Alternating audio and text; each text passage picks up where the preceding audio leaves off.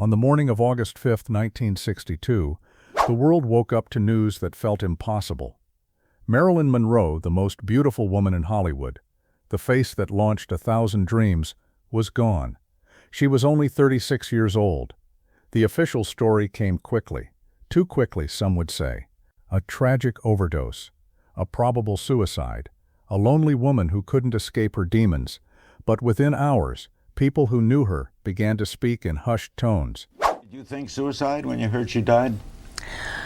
I had no idea. As a layman, couldn't describe her as depressed. But I know she had many worries. Something didn't add up. The timeline was off. The scene felt wrong. And the people who were there that night? Their stories kept changing. For more than 60 years, the world has been told one version of what happened. But beneath that surface, there's another story. One involving power, secrecy, and people who had everything to lose. What really happened in those final hours? And why does the truth still feel just out of reach?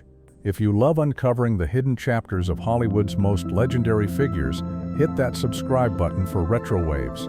Now let's go back to the beginning, to understand how a girl named Norma Jean became the woman the world couldn't forget. Marilyn Monroe didn't start as Marilyn Monroe. She started as Norma Jean, a girl with no father, a mother who couldn't care for her, and a childhood spent moving from one stranger's home to another.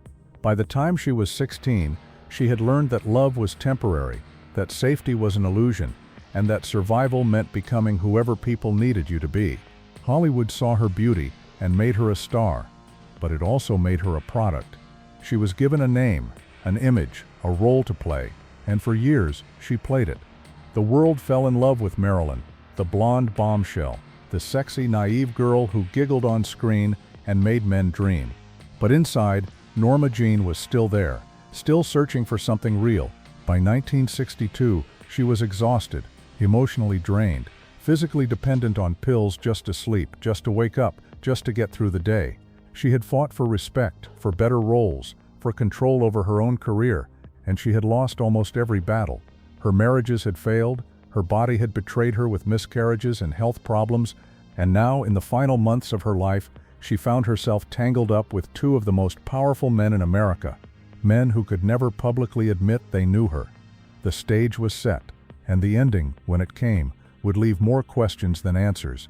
Before the fame, before the iconic white dress and the breathless voice, there was a little girl who just wanted to be loved. Norma Jean spent her early years in foster care, passed from home to home, never quite belonging anywhere. Her mother, Gladys, struggled with severe mental illness and was in and out of psychiatric hospitals. Her father was a ghost, a name on a birth certificate, nothing more. At 16, Norma Jean married a neighbor named James Dougherty. It wasn't romance, it was survival. Marriage meant she wouldn't be sent back to the orphanage. It meant she'd have a roof over her head, a legal guardian, a way out. But it also meant giving up any dreams of her own, at least for a while. Then the war came. James joined the Merchant Marine, and Norma Jean took a job at a munitions factory. That's where a photographer noticed her. He was there to take morale-boosting pictures of women supporting the war effort. But when he saw Norma Jean, he saw something else. A face that could sell. A presence that could captivate. One photograph led to another. Soon she was modeling, and soon after that, she was signing with a studio. They told her Norma Jean wasn't glamorous enough, so she became Marilyn Monroe. And with that new name came a new life, one that would bring her everything she ever wanted and destroy almost everything she was. Hollywood loved Marilyn, but it didn't respect her.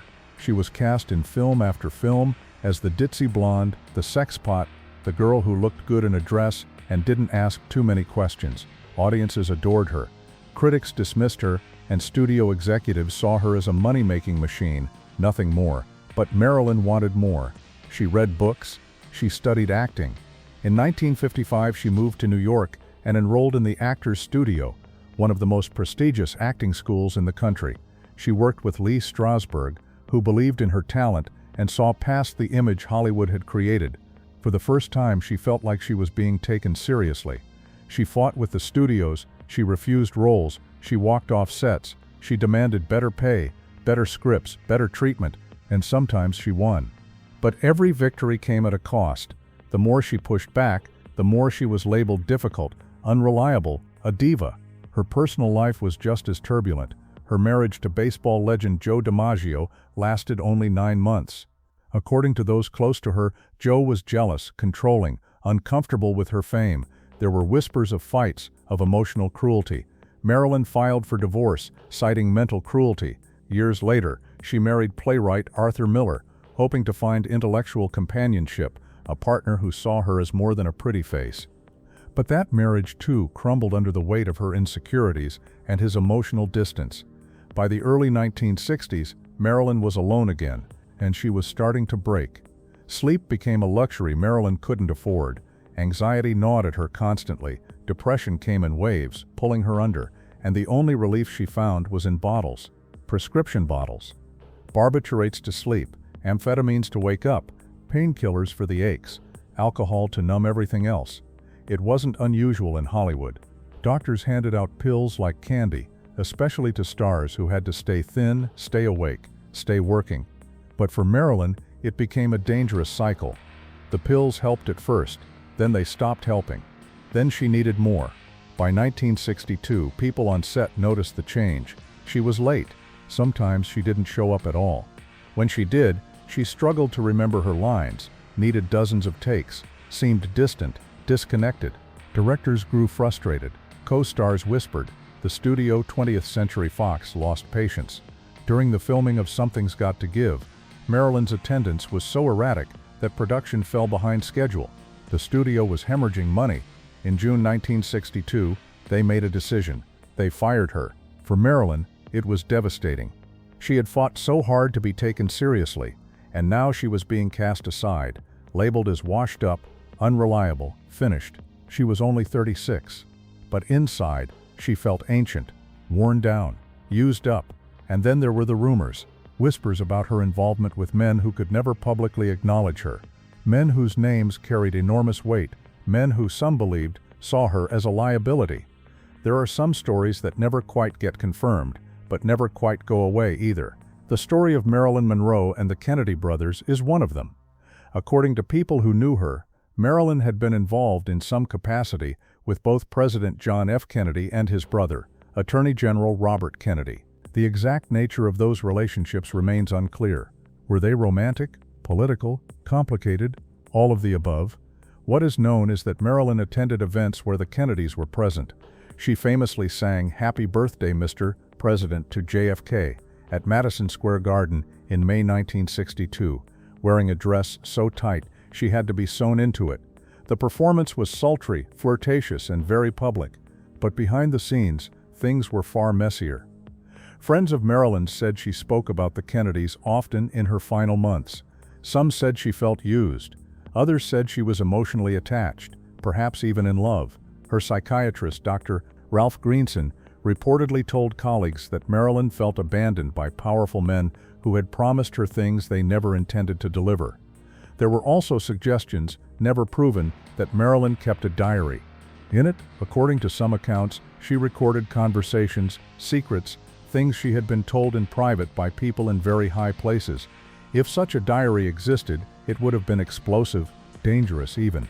And some believe that diary, if it was real, vanished the night she died. August 4th, 1962. It was a Saturday. Marilyn spent the day at her home in Brentwood, a modest house by Hollywood standards. Her housekeeper, Eunice Murray, was there. So was Dr. Greenson, her psychiatrist, who visited her that afternoon. According to Murray, Marilyn seemed fine, quiet, maybe, but not alarmed, not suicidal. That evening, Marilyn made a phone call to Peter Lawford, an actor and JFK's brother-in-law. Lawford later said that Marilyn's voice sounded strange, slurred, distant. She said something that haunted him for the rest of his life. "Say goodbye to the president, and say goodbye to yourself, because you're a nice guy." Then the line went dead. Lawford tried calling back, no answer. He grew worried, but he didn't go to her house. He didn't call the police, not yet. Hours passed. What happened during those hours is still debated. Some say Marilyn was alone, others say she wasn't. Some say Robert Kennedy was in Los Angeles that day, though official records place him elsewhere. Some say there were visitors to Marilyn's home that night. people who arrived quietly and left quietly. At some point in the early morning hours of August 5th, Eunice Murray noticed a light on in Marilyn's bedroom. The door was locked. She called Dr. Greenson. He arrived, broke a window, and found Marilyn lying in bed. She was gone. When the police arrived at Marilyn's home, something felt off. Sergeant Jack Clemens was the first officer on the scene. Years later, he would say that the whole thing seemed staged. Eunice Murray was doing laundry. In the middle of the night, washing bed sheets at a death scene. Dr. Greenson and Dr. Hyman Engelberg, Marilyn's personal physician, were both there. Their accounts of the timeline were vague, inconsistent. Clemens noticed that Marilyn's body was lying in a position that seemed unnatural. Too neat, too posed. The room was tidy, too tidy. And then there was the autopsy. Dr. Thomas Noguchi, the deputy medical examiner, found lethal levels of barbiturates in Marilyn's system, enough to kill her several times over. But here's the problem. There were no pills in her stomach, no residue, no evidence that she had swallowed them. If she had taken that many pills orally, there should have been traces, capsules, something. But there was nothing. Noguchi noted that the drugs could have been administered another way, an injection perhaps, or an enema, but that possibility was never fully investigated. The official conclusion came quickly: probable suicide, case closed. But for many, the case was just beginning. Over the years, the people who were there that night began to tell different stories. Eunice Murray, Marilyn's housekeeper, gave one account to police in 1962, but in 1985, during a BBC interview, she said something very different. When asked about the events of that night, she paused, looked uncomfortable, and then said, "Why at my age do I still have to cover this thing?" The interviewer pressed her. She admitted that the timeline she had given decades earlier wasn't accurate, that there were details she had been told not to share. She never fully explained what those details were. Peter Lawford, too, seemed haunted by that night. He told friends he felt guilty, that he should have done more, should have gone to check on her. Some reports suggest he did try to send someone, but by then it was too late. Dr. Greenson never spoke publicly about Marilyn's death in detail, but people close to him said he was deeply troubled by it, that he felt he had failed her. And then there were the rumors about Robert Kennedy. Some witnesses claimed they saw him in Los Angeles that day. Others said he had visited Marilyn's house. None of it was ever confirmed, but the rumors never died. In the years following Marilyn's death, researchers began digging into government files. What they found was surprising. Marilyn Monroe had an FBI file. She was being monitored. Why? Because of her political associations, her support for civil rights, and her connections to the Kennedy family. The FBI was concerned, not because of her acting, but because of who she knew and what she might know. Some researchers believe her phone was tapped, that her conversations were recorded, that she was under surveillance in the final months of her life. Declassified documents confirm that federal agencies were paying attention to her, but the full extent of that surveillance remains unclear. In 1982, the Los Angeles District Attorney's Office reviewed the case after new claims surfaced. They concluded that while there were inconsistencies, there wasn't enough evidence to prove murder, but they also admitted that the original investigation had been flawed, that key questions had never been properly answered, and so the mystery remained. Was Marilyn Monroe a troubled woman who took her own life? Or was she silenced by people who saw her as a threat? The truth, even now, feels just out of reach. The final hours of Marilyn Monroe's life have been shrouded in mystery for decades, but when you look at all the evidence together, a picture begins to emerge. And it's darker than most people want to admit. Here's what we know for certain. Marilyn had become entangled with two of the most powerful men in America. She had spoken openly to friends about feeling used, discarded, betrayed. Her psychiatrist confirmed she was emotionally devastated in those final weeks. We know that on the night she died, there were visitors to her home, multiple witnesses. Over the years have placed Robert Kennedy in Los Angeles that day, despite official denials. We know that Eunice Murray, her housekeeper, later admitted the timeline she gave police was false, that she had been covering something up for decades. We know the crime scene looked staged, that the first officer on the scene felt something was wrong, that the bed sheets were being washed in the middle of the night at a death scene. And we know the autopsy revealed something impossible to ignore: lethal levels of drugs in her system, but no pills in her stomach. No evidence she had swallowed them, The drugs had to have been administered another way. This wasn't suicide.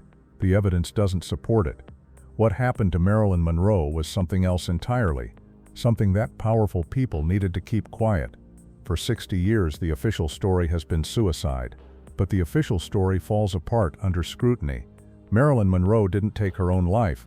The forensic evidence, the inconsistent testimonies, the rushed investigation, the missing diary, the FBI surveillance, all of it points to the same conclusion. She was silenced. Whether it was an accidental overdose administered by someone trying to keep her quiet, or something more intentional, the result was the same. Marilyn knew too much.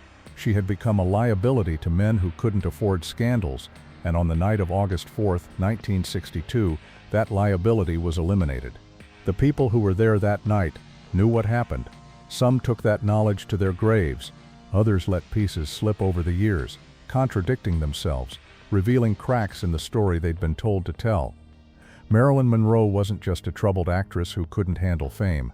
She was a woman caught in a dangerous game involving the most powerful political family in America, and when she threatened to expose what she knew, whether intentionally or not, she paid the ultimate price. The mystery isn't really a mystery anymore. The evidence has been there all along. It's just that the truth was too dark, too explosive, too damaging for anyone in power to acknowledge. Marilyn Monroe's death wasn't a tragedy of Hollywood excess. It was a cover-up, and now, more than 6 decades later, the truth has finally come to light. If stories like this open your eyes to what really happened behind the headlines, subscribe to Retro Waves, because the truth is always worth uncovering.